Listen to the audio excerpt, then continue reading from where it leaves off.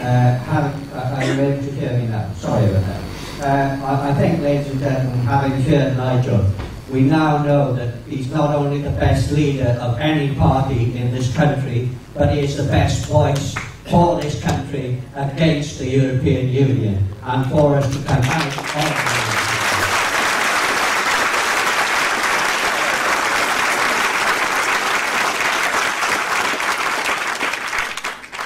Now we're going to have a little question and answer session. Most of it answered by Nigel again, I'm afraid. I'm getting him on his feet. And the first question actually comes from Naomi Bishop, and I'm going to link it with another question by Mr. B. Steed. The question from Naomi is, what hardships do you foresee as a result of us leaving the EU? And the other one by Mr. Steed is, are we going to be better off if we come out of the EU? Well, Naomi, I don't foresee any hardships at all. Because again, the only argument, the only single economic argument against us leaving the EU is the argument they wouldn't buy our motor cars, they wouldn't buy our products. Right, okay, fine. We do manufacture motor cars in the UK, which we sell to European markets. But had you noticed, there's quite a few German motor cars on our roads as well. Actually, they sell us 800,000 cars a year more than we manufacture and sell to them. There is a trade deficit of nearly 50 billion sterling a year between Britain and Europe. The point being, they need us more than we need them. The point being, in a modern global economy, people buy and sell goods with each other right across the world. You don't need to be in a political union to buy and sell widgets or motor cars or whatever other goods it was. So, Naomi, there are no hardships because we'll go on doing business. The day after we leave the EU, we'll go on doing business.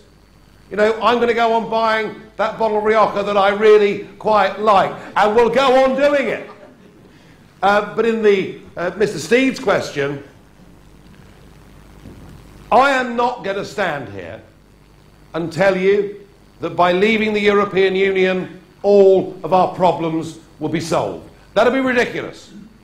But what I am going to tell you, Mr. Steed, where are you? Where's Mr. Steed? There. Oh, is it Mrs. Steed? I'm sorry. I do apologise. Well, I was half right, anyway.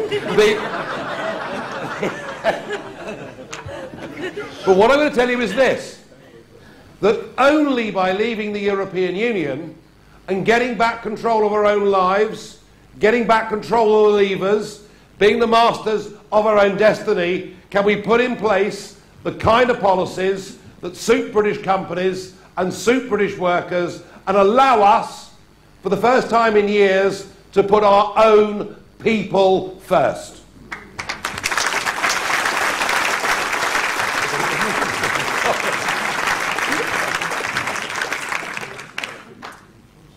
Thank you very much, Nigel. The next question, again, I think you may answer as well. And when do you think the referendum will be held?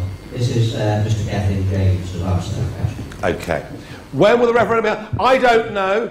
I originally thought that what Dave would try to do would be to do a quick, botched renegotiation and put it to the British people as quickly as he could to stop our side of the argument building up our campaign against the perceived status quo. But for that to happen, his referendum had to kick into gear. Now, the first time he tried to renegotiate was at the October summit of the European leaders, where they were bedevilled with the Greek crisis, with the migrant crisis, which I might talk a bit more about perhaps in a moment. And he got to speak at 1:05 in the morning at dinner, and he spoke for 7 minutes, in the middle of which Monsieur Hollande went out for a pee. Now,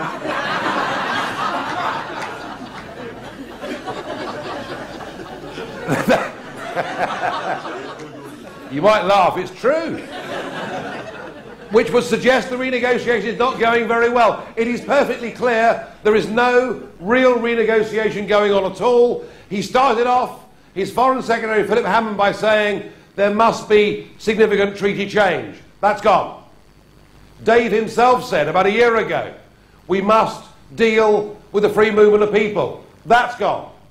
We even have leaks from inside Brussels that even changing migrant benefits may well be vetoed by Poland, Slovakia, Hungary and other countries. Things are not going well with this so-called renegotiation, and I suspect that actually it will now not be in the first half of next year, as I'd originally thought. I suspect September, October next year is the earliest possible opportunity. It may even slip into the spring of 17. But the migrant crisis, if I can just elaborate for a second, and even if you don't want me to, I'm going to, so there we are. But this migrant crisis shows you how badly run the European Union is. We all know, we in this country know to respect genuine refugees, don't we? We've done it for centuries. My own family, going back to the 1700s, were French Protestants, being burnt at the stake, a practice some in Westminster may well wish to bring back today, for all I know. That's certainly true, that bit. But we did that for French Huguenots. We did what we could to help Jewish people from Russia, from Germany, from Austria. We did the same, if you remember, for the Ugandan Asians. This country needs no lessons from the rest of Europe about looking after people who are genuine refugees. But there's a massive difference between doing that and sending out a message, as my friend Mr. Juncker did back in April, backed up in the most ludicrous way by Angela Merkel, saying that anyone that comes and sets foot on European soil qualifies as an asylum seeker and can stay. It was complete and utter madness. It has led to a stampede. Amongst that, of course, there are some genuinely suffering people who've come from real misery. But the majority of what's coming are economic migrants looking to use this crisis as a way of bettering their lives, and mixed in among them are ISIS jihadists who wish to use this crisis to destroy our way of life, and we have got to protect and defend our way of life.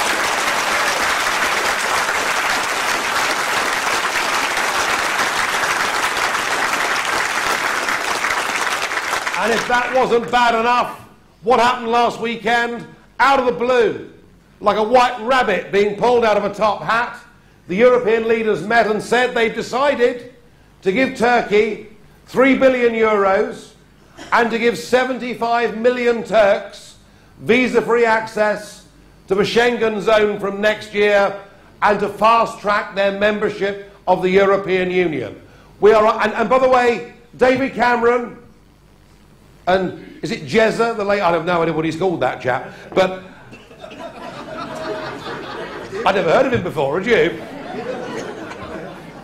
But the Labour and Conservative parties support this fully. We are now on a process to fast-tracking Turkey to be full members with us of a European political union. That will mean free, open access to Britain, to our health service, to our education system, to 75 million people, even poorer than the last migrant wave that came from Romania and from Bulgaria. It will mean opening up ourselves to a country that I regret to say has become more fundamentalist over the course of the last decade.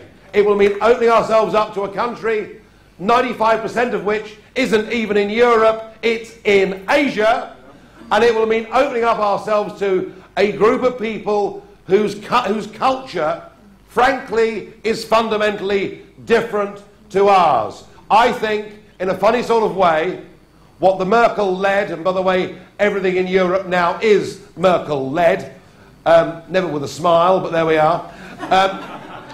And I think maybe what happened last weekend will prove the tipping point with the British public. They say it's risky to leave the European Union. That's what Lord Rose will say. I put it to you, it's even riskier to stay in a European Union on the verge of opening up its doors to the whole of Turkey.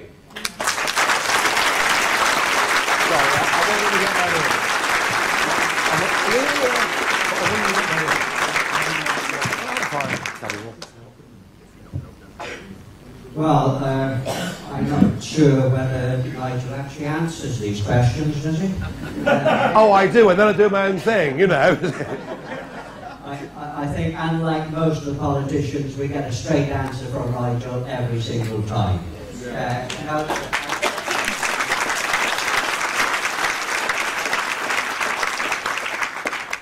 I think this is a very important and very interesting question here. It's from Dave Bevan, and he says, why are we closing efficient coal-fired power stations when Germany are building 25 new ones, and why are they getting away with it? Yeah, well, this in fact came up on Question Time last night for those that watched it. And I talked earlier a bit about wind energy. I didn't really touch much on coal. So, as a result of a European Union directive, over which we can do nothing, called the Large Combustion Plant Directive. Now, you all feel better for knowing that, don't you? But as a result of this directive, we have closed in the last year at Longannet in Scotland. We've closed in Kent, one on the Isle of Grain. We've closed Eggborough in Yorkshire. We're about to close Ferrybridge. Anyone who's ever driven up the A1 has seen those massive chimneys. Well, that's about to close next year. So we're closing our coal-fired generation. We're substituting it with wind, predominantly, and now a bit of solar. So flawed is this policy, not just that it makes our electricity expensive for manufacturing, as I described earlier, it's far worse than that. By the end of next year, our excess capacity in energy generation in the United Kingdom will be 2%. It means that if we have one major failure, from the end of next year, the lights will go out over Britain. Now, some are old enough to remember this happening back in 1974. I loved it. It was the best excuse for not giving in homework that one could ever possibly have had. But can you imagine in a high-tech economy reliant on computers what the impact would be of us turning out the lights, and yet a combination of European policy and useless British government, whether it's Labour or Conservative, has led us to this pass. The Germans are cleverer than that. The Germans are better led than we are. And whilst Merkel recognised that it was a problem to have coal-fired power stations under the old model, she was able to build new coal-fired power stations, fiendishly cleverly, that passed that European Union directive. And I remember last April driving from Brussels to go and speak at a meeting like this, but a meeting in Cologne, a meeting of a Eurosceptic German political party. It felt rather like UKIP, I have to say. And I remember being shocked at seeing the number of huge coal-fired power stations. So Dave Bevan is right. The Germans are building 24 huge coal-fired power stations to maintain their energy security, to keep their cost of electricity, which are now half what British industry is paying, at the same time as we are being closed down by EU directives that don't suit British circumstances, and have a government that doesn't have the vision or the balls, frankly, to plan for the future of our nation.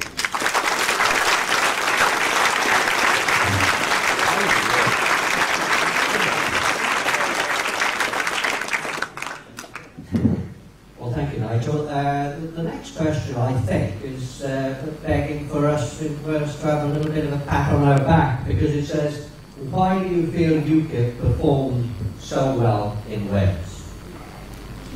Well, you are there.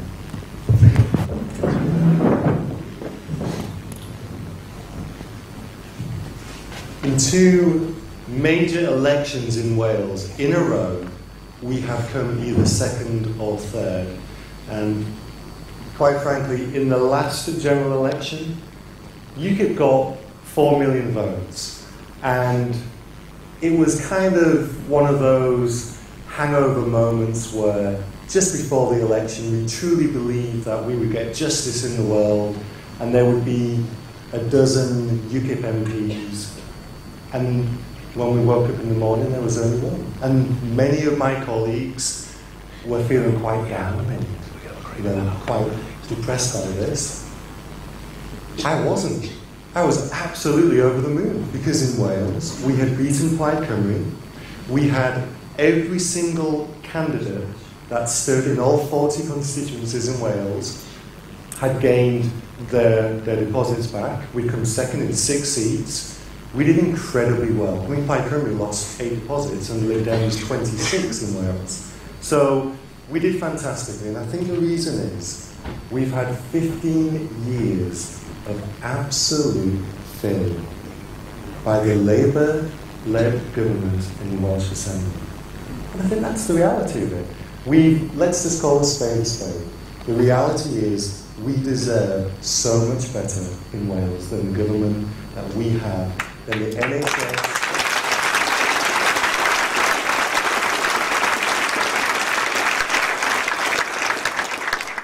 The NHS service that we are getting, the ambulance service, education, where we're scoring PISA results behind Estonia and Latvia. I mean, it's just shameful. It's unbelievable. And I think the people of Wales have finally had enough, and they've realised that there is an alternative, and that they do not have to continue voting the way that their grandparents and their parents voted. That kind of thing has gone, hasn't it? How often do you hear, oh, we're Labour in this house, or that kind of mentality? People are actually, the scales have fallen from their eyes and have realised that if we do deserve better, then we need a change. And the only real change that we will get, and thank heavens we have a Welsh Assembly election next year, we can make that change, is by voting for UKIP.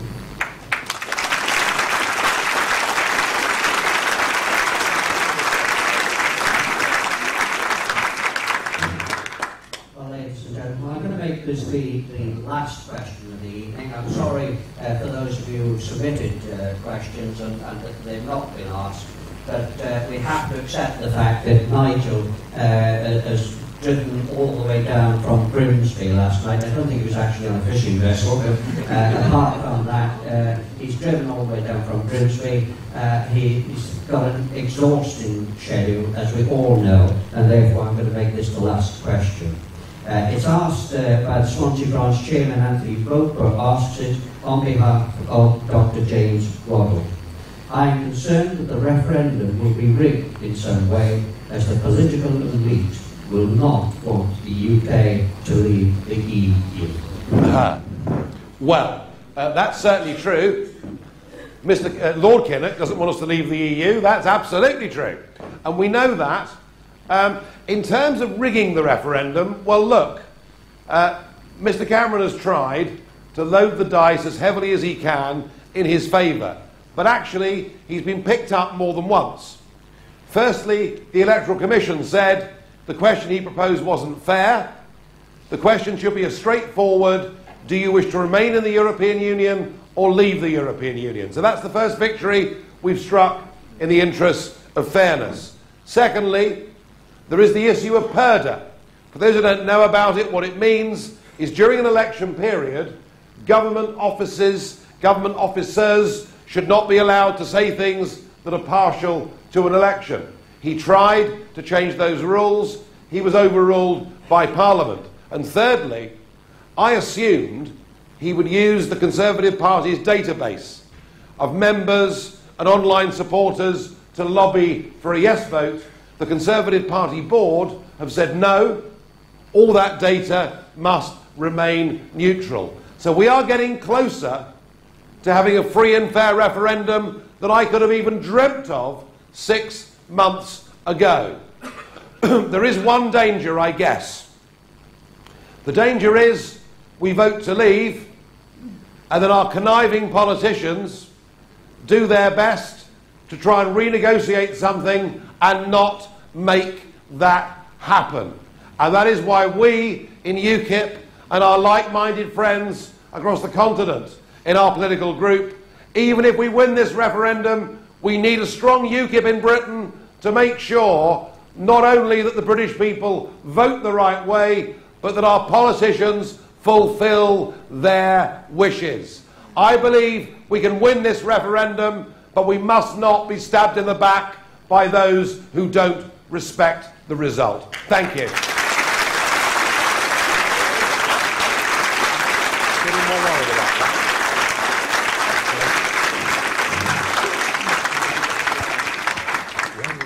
Well, ladies and gentlemen, can I again thank you for coming along this evening and making the contribution that you have made. Firstly, can I thank Nathan Gill, who is the leader of the UK Independence Party in Wales.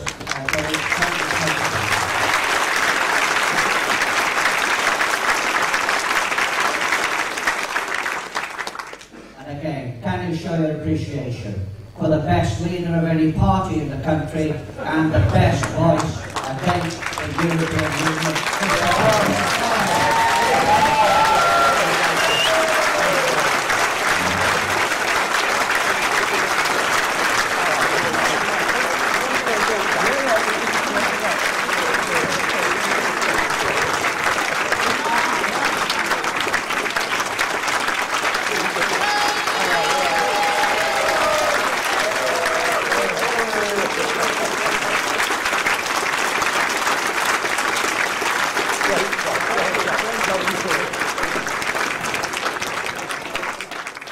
You didn't frankly have the balls to put country before party.